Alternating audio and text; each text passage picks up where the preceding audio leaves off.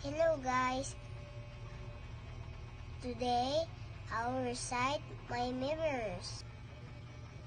In the beginning, God created the heaven and the earth. This is 1:1.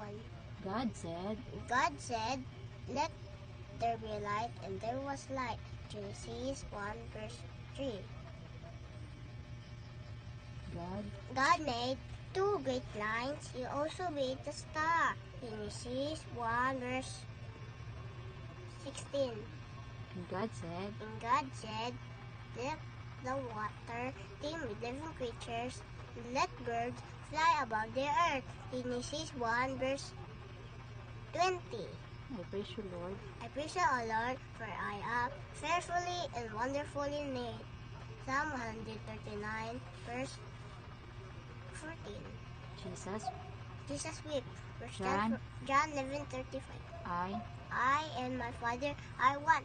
John 10:30. The Lord is my shepherd, I shall not want. Psalm 23 verse 1.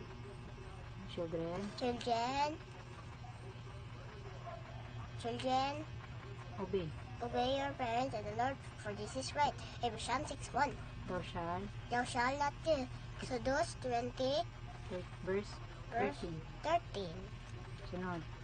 I can do all things through Christ who gives me strength. Ephesians 4:13. Pray. Pray. I praise you, O Lord. Pray without ceasing.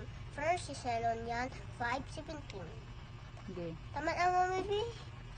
If you love me, If you love me, keep my commandments. John 14:15. God is love. 1 John 4:8. Tama na mo, baby. Ako. Ako ito, mapan, mataw, mawit, tulong mo, 5. Bye-bye na. Bye-bye, guys.